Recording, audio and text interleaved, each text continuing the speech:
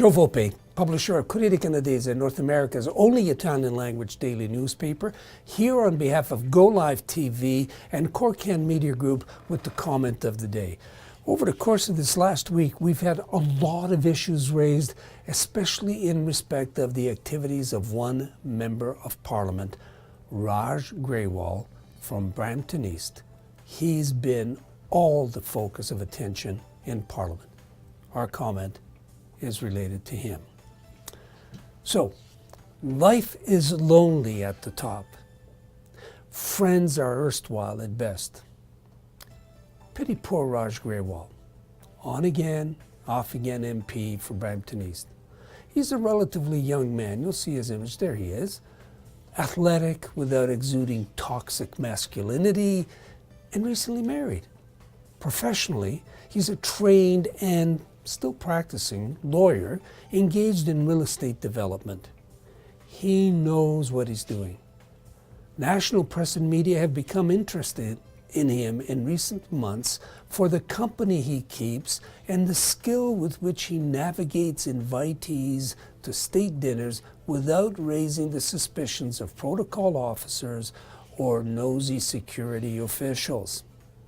On the social political side, he's extremely well connected. He was employed by his good, longtime friend and mentor, Navdeep Bains, now Minister for Industry. Mr. Bains, MP for Brampton Centre, was the Ontario chair for the Liberal Party prior to the 2015 election.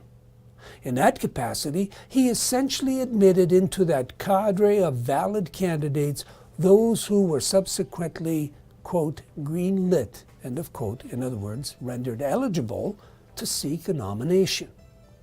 Their fathers are old friends and high-ranking officials in the World Sikh organization. But it's a competitive organization in a very complex community.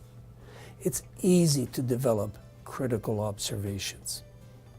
Somehow, this promising young man developed an addiction.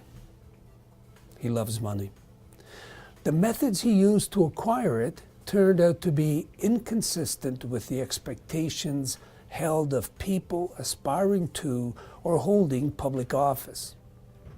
Yet somehow, his dalliance with ethics and legality escaped the scrutiny of everyone. It was, he says, a recent lapse brought on by medical issue, a mental health issue.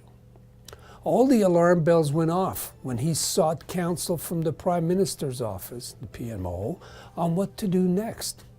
Gotta go, they said. Leave caucus, seek medical help. Better still, resign, just in case any fallout spreads our way. He complied, initially, but it must be a hard pill to swallow. Last Saturday, he decided to fight back. Against whom is unclear. Now he claims to have come to grips with his gambling addiction. He has secured professional help, paid off his debts, and reconsidered his hasty decision to resign. It's all in a video submitted to the Globe and Mail over that weekend. Unfortunately, this incident smacks of the same botched communication strategy that the Board of Governors at St. Michael's College School thought would be a winning ticket, or that former Minister MP Tony Clement thought would alleviate his propensity for selfies. It's not an issue that the press, the media, and the opposing parties will set aside so easily. Last Friday, the Brampton Pointer made a connection to a three-way real estate deal that implicated an unproven Grewal-Bains interest. The National Post appears to be pursuing this and other potentially compromising situations, including connections with real estate development and sources of funds for these activities and anyone's gambling vices. Everyone is careful to add that no charges have been laid and nothing has been proven in court, as they dance around the obvious questions. For example, What is the real amount of the gambling debt? Is it $1 million or $5.5 million, as sources close to the investigations allege? To whom are these debts owed? How have they been paid off? An MP receives an annual salary of approximately $160,000, net at about $100,000. Who would finance a gambler's debt in the millions of dollars based on a tenuous annual income barely scraping the net $100,000 mark? What would they ask in return? How is it that a senator in the Parliament of Canada can claim to have known about an RCMP investigation into the Greywall matter 18 months ago? Whispers infer possible criminality and abuse of power. Nobody knows that yet, and nobody's making that allegation. More intriguingly, while the PMO is reported as having said it only became aware last week, CTV News suggests that it had been aware of potential ethical breaches for some time. In its report on Saturday, the same CTV News, referencing their insider in the PMO, quote, said the PMO only recently realized that the Mounties questions might actually have been part of a broader investigation, end of quote. There are a lot of good people in the Sikh community who do not regard this as a plus or a positive development. Joe Volpe for Go Live TV, Corriere Media Group, inviting you to stay on for our commentary in Italian. Please follow this brief ad until we come back.